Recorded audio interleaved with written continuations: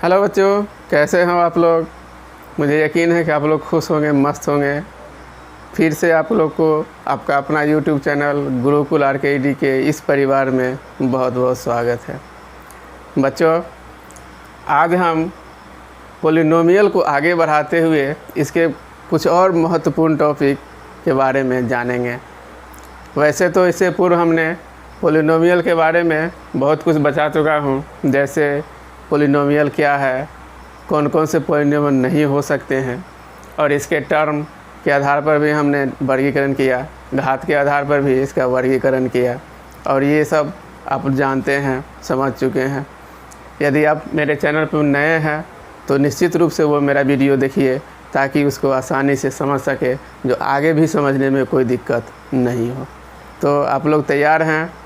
तो चलते हैं हम आज के अपना मुख्य टॉपिक पॉलिनोमियल का जो आगे का है। आज हम जानेंगे उसमें अचर पॉलिनोमियल मतलब अचर बहुपद, उसके बाद जानेंगे शून्य बहुपद, और उसके बाद जानेंगे बहुपद के शून्यक। ठीक है, आज का ये मुख्य टॉपिक है जिसमें हम 3 चीज़ के बारे में जानेंगे। वैसे इसके बारे में आप पहले से बहुत कुछ जानते हैं। तो चलिए हम चलते हैं आज के अपना ये टॉपिक पॉलिनोमियल मुख्य टॉपिक। आज हम पहले जानेंगे वह है अचर बहुपद। अचर बहुपद में हम देखेंगे 2 चीज़ मिला हुआ है, एक अचर और दूसरा बहुपद। नहीं तो वह बहुपद जो अचर हो, नहीं जैसे हम लोग जो सामान्य एक्सप्रेशन है, जो जनरल एक्सप्रेशन है, नहीं सामान्य रूप से जो इसका हम यूज़ करते हैं वो हम करते हैं ax² plus bx plus c। इसका हम पॉलिनोमियल के रूप में, बहुपद के रूप में हम ज़्यादातर इसी व्यंजक का उपयोग करते हैं, ना इसी एक्सप्रेशन का उपयोग करते हैं। तो इसका ये मतलब नहीं है कि इससे पहले नहीं है, इसके पहले भी हम लिख सकते हैं q, इससे पहले भी हम लिख सकते हैं x⁴, नहीं, और यहाँ पर भी हम ये अचर संख्या दे सकते हैं, और इससे पहले भी हम लिखते हैं। लेकिन जनरली हम सामान्य रूप से जो हम पढ़ेंगे उसमें इसका ज़्यादा महत्व रहता है, हम इसके बारे में ज़्यादा कुछ जानेंगे। अब इस बहुपद में हम देखिए क्या है, यहाँ देखिए इसमें तो अचर संख्या है लेकिन इसके साथ साथ चर संख्या भी है, इसमें भी अचर है साथ साथ चर है। लेकिन यह जो है c, यह c जो देख रहे हैं यह c, इसमें कोई चर नहीं है, कोई वेरिएबल नहीं है, ना तो वह x है ना y है, कुछ भी नहीं है। यह c है कांस्टेंट, नहीं जिसको हम अचर बोलते हैं। तब आप कहिएगा कि यह तो अचर है, तो फिर बहुपद कैसे हुआ? तो आप जान लीजिए कि यह भी बहुपद है, और हम कैसे बहुपद के रूप में देखेंगे वो हम देखते हैं। अब जैसे मान लीजिए कि c है, तो c की जगह पर क्या हम लिखते हैं? कोई भी अचर संख्या। जैसे मान लीजिए कि वह हम लिखते हैं उसको 7 या 6 भी लिख सकते हैं, 4 भी हो सकता है, 0 भी हो सकता है, -1 भी हो सकता है, -2 भी हो सकता है, -4 हो सकता है, इसे और आगे हो सकता है, इसे और फिर कुछ भी हो सकता है यहाँ पर c हो। तो आप कहिएगा यह बहुपद कैसे है? नहीं, अब जैसे मान लीजिए कि c के जगह पर यह 7 है, यह 7 लिखा हुआ है, तो 7 को हम क्या लिख सकते हैं? 7 गुना 1, इसको लिख सकते हैं। अब इसको जब हम 7 गुना 1 लिख सकते हैं तो हम इसको ऐसे भी लिख सकते हैं 7x⁴, क्योंकि जानते हैं आप सभी कि किसी भी संख्या पर यदि पावर 0 होगा तो उसका वैल्यू क्या होता है? 1 होता है। चाहे वह कोई भी संख्या हो, 1 हो, 2 हो, 3 हो, 5 हो, x y z, किसी भी संख्या पर यदि हम पावर 0 दे देंगे तो उसका वैल्यू 1 होगा, मतलब यह 1 और यह 1 दोनों समान होगा। तो आप देख लीजिए यह 7 हम लिखे, 7 लिखे, और यह बहुपद के रूप में आ गया 7x⁴। इसी तरह हम कोई भी संख्या लिखेंगे, मान लीजिए कि वह हम 6 लिखते हैं, तो इसको भी हम 6 गुना 1 लिख सकते हैं, और हम लिख सकते हैं 6x⁴। उसी प्रकार हम और संख्या लिख सकते हैं, 5 6 7 8 9 10 -4 -5 9 -6, कुछ भी हम लिखेंगे। तो यहाँ हम देखेंगे मान लीजिए कि हम -4 लिखें तो भी x पर पावर 0, -6 लिखते हैं तो x पर पावर 0। इस रूप में हम आगे लिखते चले जाएंगे। और ये सभी के सभी क्या हो रहे हैं, अब देखने में आपको आ रहा है, यह बहुपद है। तो हम इसका जो उपयोग करते हैं इस जगह कांस्टेंट के तौर में, तो हम मोटा भी यहाँ देखते हैं कि 1 है तो 1 के नीचे 0 होगा नहीं, लेकिन हम इसका 0 x पर पावर 0 को हम नहीं लिखते हैं, सिर्फ अचर संख्या लिखते हैं। तो यह अचर संख्या जो है वही अचर बहुपद कहलाता है। जैसे कि हम इसके रूप में यदि लिख दें तो यह बहुपद हो गया, या तो हम ये लिखें या फिर ये लिखें, दोनों का वैल्यू समान है। ठीक है, तो ये हुआ हमारा अचर बहुपद। अब इसमें देखने की क्या बात है कि हम जब इसको देखेंगे गौर से तो पता चलेगा कि इसका जो अचर है वह बदल जाता है, बदल सकता है नहीं, लेकिन चर का जो है पावर वह क्या है, सब में एक जैसा है, 0 है नहीं। तो यहाँ हम देखेंगे अतः सभी अचर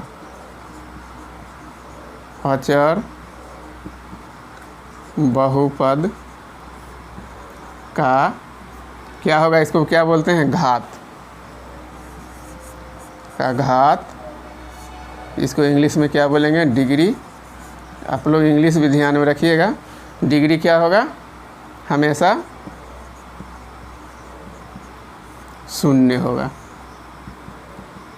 0 होगा। समझ गए? अब कोई दिक्कत इसमें नहीं होना चाहिए। ठीक है, तो अब हम जो दूसरा टॉपिक वह है शून्य बहुपद। शून्य बहुपद, इसको हम इंग्लिश में क्या बोलते हैं, जीरो पोलिनोमियल। जीरो पोलिनोमियल ये अचर बहुपद है, इसको हम बोलेंगे कांस्टेंट पोलिनोमियल। कांस्टेंट पोलिनोमियल, ठीक है, इसको भी याद रखेंगे। तो जीरो पोलिनोमियल क्या है, अब यहाँ हम देखिए, यह जो हम अचर संख्या लिखे थे इसमें, तो यह अचर संख्या में एक संख्या हम 0 भी लिखे हैं। यह देखिए 0, तो यह जो 0 है इसको स्पेशल हम अलग से अगर कहें तो यही शून्य बहुपद कहलाता है। नहीं, कुछ इधर उधर नहीं सोचना है, बस सीधा कि जिसका कांस्टेंट टर्म, अचर जो टर्म है ये सी वाला, अगर यहाँ पर 0 लिखा हुआ है तो उसी को हम शून्य बहुपद बोलते हैं। नहीं, तो उसको भी हम इसी प्रकार से हम लिख सकते हैं। जैसे अब यहाँ पर हम लिखते हैं 0, तो इसको हम लिख सकते हैं 0x पर पावर 1। किसी भी संख्या को यदि हम 0 से गुना करेंगे तो वह क्या होगा, 0 होगा। इसको हम पहले अलग कर लेते हैं, ठीक है। उसी प्रकार हम यहाँ पर हम 2 लिखें, नहीं 0, सॉरी, यहाँ 0 होगा और x पर पावर 2 लिख सकते हैं। उसी प्रकार 0 को x पर पावर 3 लिख सकते हैं।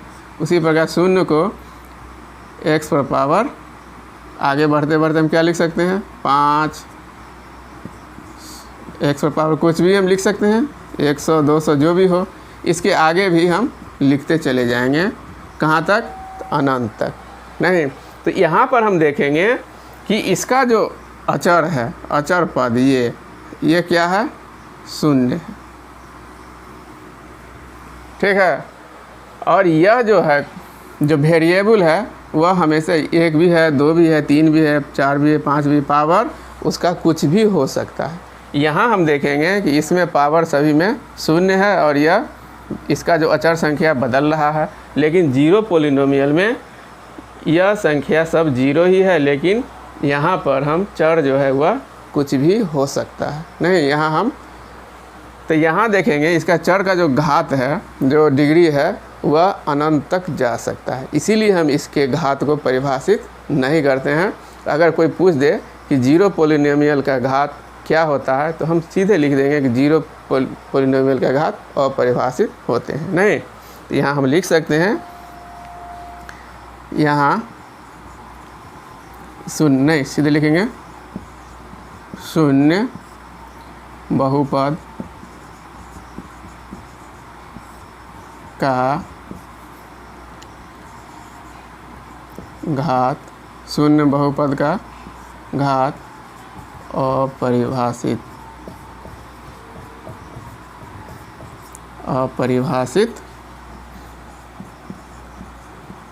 होते हैं।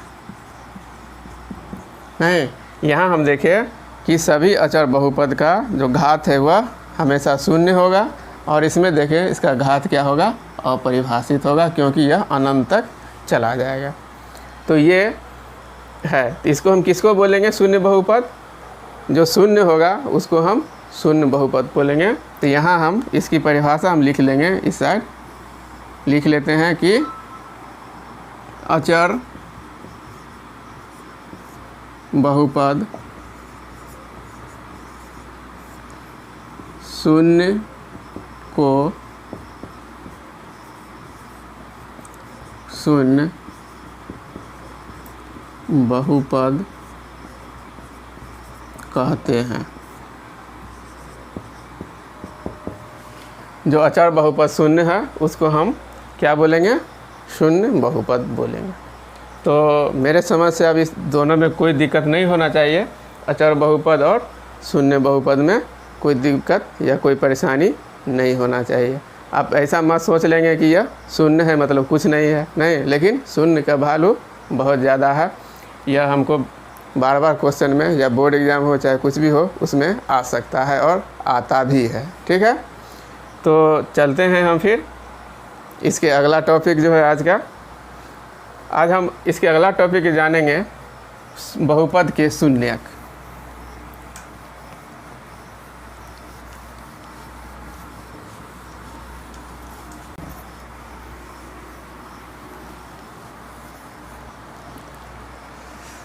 अब हम चलते हैं बहुपद के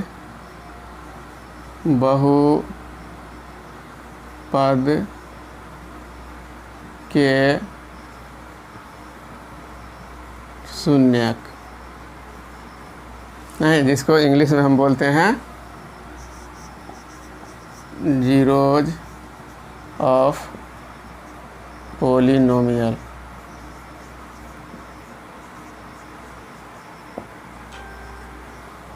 जीरोज ऑफ पॉलिनोमियल, बहुपद के शून्यक।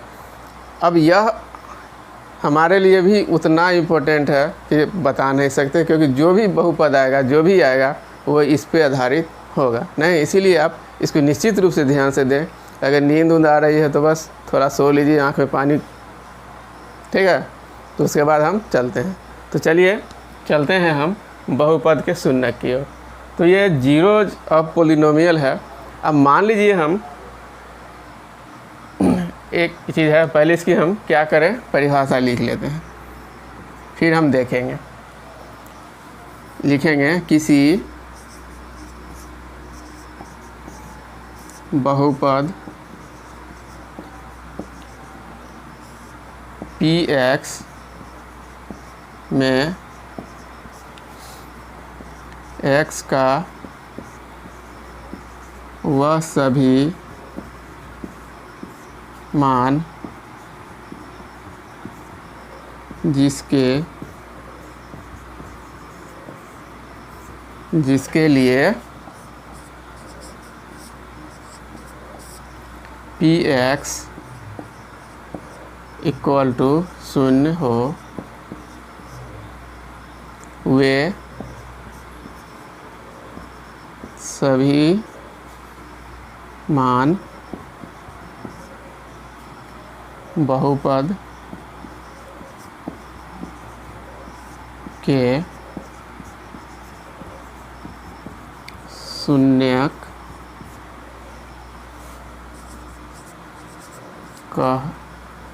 कहलावेंगे। किसको बोलेंगे, किसी बहुपद Px में x का वह सभी मान जिसके लिए Px क्या हो, 0 हो, तो वह जो मान होंगे वह उस पॉलिनोमियल के, उस बहुपद के शून्यक होंगे। अब जैसे हम मान लेते हैं कोई पोलिनोमियल है px के रूप में, px इक्वल टू है x माइनस 4। अब यहाँ देखिए कि यहाँ पर x का कौन सा मान हम रखेंगे कि यह पूरा का पूरा क्या हो जाए, शून्य हो जाए। तो इसके लिए हम सीधा हम करते हैं यहाँ x माइनस 4, इसको क्या होना है, शून्य। इसको हम इक्वेशन पर तोड़ेंगे समीकरण पे, तो यहाँ x इधर आएगा तो क्या होगा, x माइनस इधर है तो आएगा 4, मतलब x का क्या मान निकला, 4 निकला। तो यह x जो है px x माइनस 4, इसमें अगर हम x की जगह पर 4 रखते हैं, x इस मान के लिए px, तो x की जगह पर हम क्या रखेंगे 4, मतलब p4 के लिए क्या होगा, x की जगह पर यहाँ पर 4 लिखेंगे माइनस 4, तो देखेंगे कट के क्या हो गया, शून्य हो गया। तो यहाँ हम लिखे देखेंगे कि यह px जो है x माइनस 4, वह x बराबर 4, x बराबर 4 के लिए px क्या है, शून्य हो जाता है। मतलब px x माइनस 1 जो है वह शून्यक है, किसके लिए, x बराबर 4 के लिए। यहाँ x इक्वल टू 4 बहुपद के शून्यक होंगे, बहुपद के